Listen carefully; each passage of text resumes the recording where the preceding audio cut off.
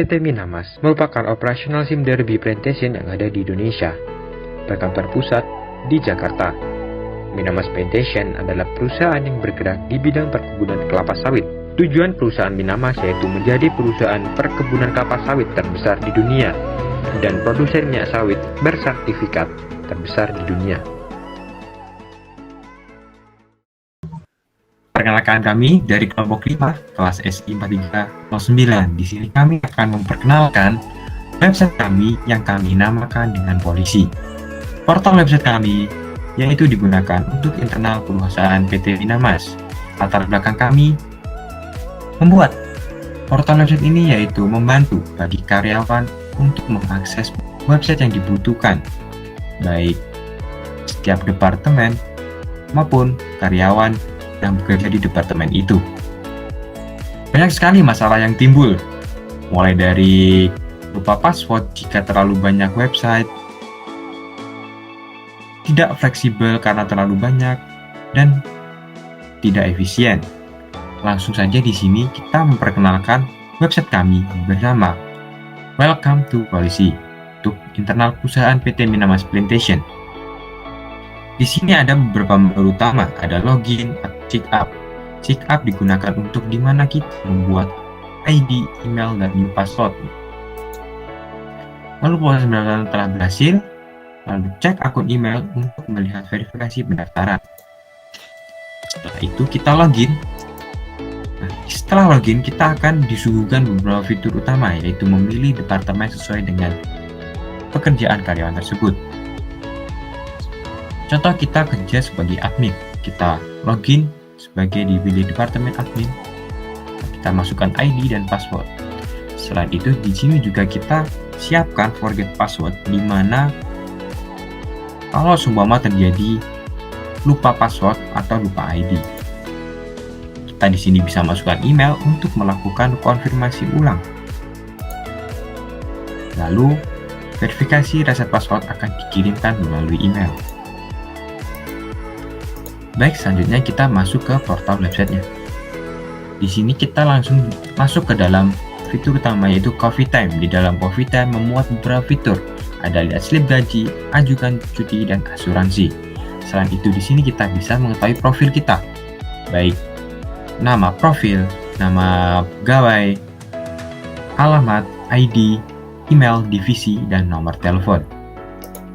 Lalu kita masuk ke salah satu fitur yang ada di dalam Coffee Time. Coffee Time di sini membantu karyawan untuk melihat slip gaji, untuk mengajukan cuti, dan melihat asuransi. Sampai kapan asuransi itu expired.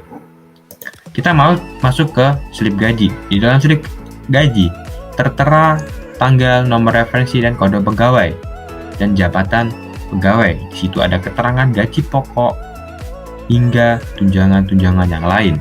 Total yang harus diterima sebagai salah satu karyawan dengan jabatan asisten manajer yaitu 16.500.000 per tanggal 5 Juni. Lalu kita lanjut ke pengajuan cuti.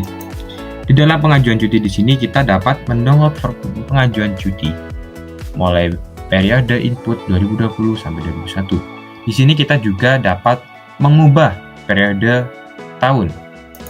Seumpama pada di sini kita pernah melakukan pengajuan cuti 2 kali. Dan kita juga mengetahui status apakah disetujui dan apakah ditolak. Di sini juga terdapat tanggal cuti saat kita mengajukan cutinya. Nah, cara kita untuk mengajukan cuti yaitu kita download pengajuan cuti. Jadi formulir ini kita download, lalu kita melakukan pengisian form cuti. Pada form ini kita mengisi ID karyawan, tanggal cuti, nomor telepon, email, kategori, dan mengupload form pengajuan cuti yang di-download dari menu download tadi. Lalu kemudian juga ada alasan kenapa melakukan cuti. Lalu kita kirim, form Anda berhasil diupload. Lalu kita menunggu status verifikasi. Di sini kita bisa melihat apakah pengajuan cuti itu disetujui atau tidak. Kalau disetujui, maka akan mendapatkan notifikasi disetujui. Kita pencet OK. Pengajuan cuti berhasil.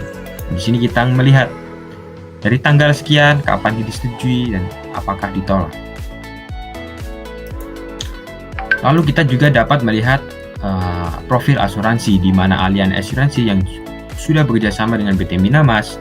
Di sini nama karyawan, ada alamat, ada jenis asuransi, dan ada expire date, di mana asuransi ini akan berakhir pada April 2024. Lalu dapat mengajukan perpanjangan asuransi. Lalu kita konfirmasi apakah Anda ingin melakukan perpanjang. Jika iya, pengajuan Anda terkirim. Silahkan mengkonfirmasi lebih lanjut dari pihak finance. Oke, baik. Lanjut kita masuk ke dalam fitur Performance Staff. Di dalam Performance Staff juga terdapat fitur-fitur utama yang menunjang kebutuhan karyawan. Di dalamnya ada fitur absensi, ada fitur seminar. Di dalam absensi kita bisa mengetahui kapan kita hadir dan kapan kita tidak hadir. Dan ada juga tanggal kapan kita melakukan absensi itu tadi dan waktu hadir. Di sini ada beberapa keterangan. Ada keterangan tidak hadir, di detail kita ada keterangan kenapa kita tidak hadir, mungkin ada alasan kesehatan. Di sini juga terdapat tidak hadir, mungkin ada alasan kesehatan juga. Selain itu di sini kita juga memfilter per bulan. Ini untuk periode bulan Juni, ini untuk periode bulan Mei. Selain itu di sini juga terdapat persentase kehadiran. Dari total ada 10 record dan tidak hadir 2. Otomatis persentase yang ada sekitar 10% tidak hadir dan hadir sekitar 90%. Untuk bulan Mei dan untuk bulan selanjutnya kita juga ada persentase juga. Selain itu juga ada fitur seminar, di mana fitur ini akan memberikan beberapa seminar yang akan dilakukan perusahaan baik melalui daring maupun secara langsung. Mulai dari seminar bisnis conference hingga leadership dan conference, semua info-info seminar bakalan ada dimasukkan ke dalam salah satu fitur ini. Oke, baik, selanjutnya kita lanjut ke fitur e-lab. Fitur e-lab ini dikhususkan untuk bagian produksi dan bagian marketing and sales, di mana di dalam e-lab ini terdapat fitur produk. Di sini terdapat detail produk, detail nama produk, ID produk, stok produk yang masih ada, dan keterangan. Contoh di sini ada ID P110001 dengan nama produk RBD Palm Oil, dan stok yang masih ada sekitar 15.600. Keterangan yaitu minyak kelapa sawit. Sini banyak sekali ID-ID yang membedakan jenis minyak apa aja yang dihasilkan. Selain itu, di sini juga kita dapat fitur tambahan yaitu menambahkan produk. Di mana produk yang udah ada tadi di detail produk, di sini kita menambahkan jika ada produk baru yang masuk, yaitu dengan cara kita memasukkan ID, nama produk, stok produk yang masih ada, dan keterangannya. Lalu kita kirim produk baru telah ditambahkan ke dalam detail produk. Selanjutnya kita masuk ke dalam fitur e-budgeting. Fitur e-budgeting di sini hanya dapat diakses oleh finance.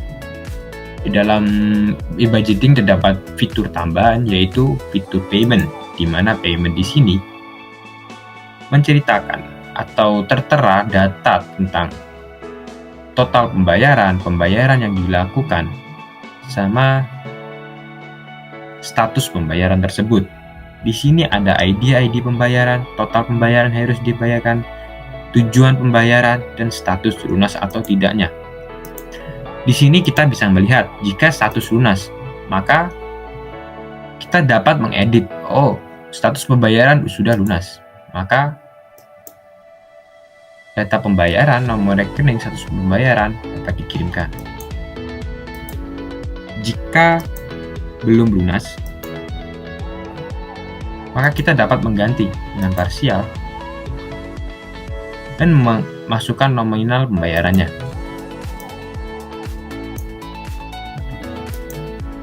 Selain itu kita juga dapat menambahkan pembayaran.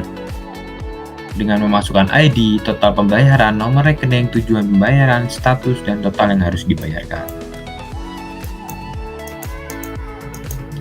Oke, baik, selanjutnya kita masuk ke dalam fitur e-faktur. Dalam e-faktur tadi hanya dapat diakses oleh bagian marketing and sales.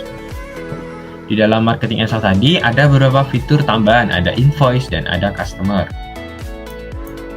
Dalam invoice kita bisa mengetahui date and time dan ID invoice. Di sini juga ada status invoice, di mana PT Minamas membuat invoice untuk RDM palm oil dengan harga yang harus dibayar sebesar nominal sebagai berikut. Dengan nama customer PT Maju Bersama. Selanjutnya di sini juga dapat kita mengetahui menambahkan add invoice untuk menambahkan invoice baru untuk perusahaan. Terdapat ID produk, nama produk, stok produk, dan keterangannya. Lalu kita kirim. Selain itu di dalamnya juga terdapat data customer. Customer siapa aja yang pernah beli produk kita terrecord ke dalam e-faktur. Ada ID, ada nama customer, ada alamat, ada sales, dan ada nomor teleponnya. Selain itu di customer juga terdapat fitur search untuk mencari salah satu customer biar agar cepat. Contoh kita masukkan ID customer. Kita masukkan ID, lalu kita search, maka yang akan muncul yaitu ID tersebut. Sehingga memudahkan bagi finance untuk mencari customer, karena customer yang masuk pasti banyak. Lalu kemudian kita masuk ke dalam fitur maintenance. Nah, di dalam maintenance ini kita bisa mengetahui data mesin melalui fitur data mesin. Di sini ada tanggal pembelian, ada jenis mesin, dan ada keterangannya. Contoh di sini ada ID mesin NN001, tanggal pembelian bulan 2 Februari 2021 dengan jenis mesin traktor grabber dengan alat keterangan alat pemindahan kayu. Selain itu kita di sini juga dapat menambahkan mesin yang baru dibeli. Kita masukkan ID, jenis mesin, tanggal pembelian, dan keterangannya. Lalu kita masukkan data mesin telah tertambahkan. Lalu selain itu di sini juga dapat mengetahui data mesin tambahan. Jadi mesin itu tidak hanya di dalam satu tabel ini, juga terdapat di beberapa tabel. Oke, selanjutnya kita masuk ke dalam fitur Warehouse Master Data. Di dalam Warehouse Master Data ini hanya dapat diakses oleh bagian produksi, di mana bagian produksi yang pasti membutuhkan data vendor dan mengetahui stok bahan baku yang masih tersedia. Di Warehouse Master Data terdapat lihat data vendor. Nah, di sini kita mengetahui vendor-vendor siapa aja yang telah bekerja dengan kita, spesialisasi apa yang mereka jual, alamat mereka di mana. Contoh di sini PLN, spesialisasi mereka dia bergerak di bagian daya listrik. Alamat ada di Jakarta. Ada juga Petrokimia Gresik. Spesialisasi dia bergerak di bidang pupuk dengan alamat mereka ada di Gresik. Ini merupakan beberapa vendor yang telah bekerja sama. Selanjutnya kita masuk ke dalam fitur stok bahan baku. Di stok bahan baku ini, kita bisa mengetahui bahan baku aja yang masih ada yang dibutuhkan oleh perusahaan. Selanjutnya terdapat fitur pesan bahan baku. Di sini merupakan kayak surat permintaan pembelian yang akan mau dikirimkan ke bagian vendor. Kita mengisi kuantitas berapa yang mau dibeli, nomor katalog, ukuran, penjelasan lengkap atau keterangannya. Lalu juga kita mengisi pemasok, harga per unit, total harga, dan nomor SOP. Lalu kita kirim ke vendor mana, beban kemana, tanggal, kapan yang harus diperlukan, dan harus disetujui oleh siapa.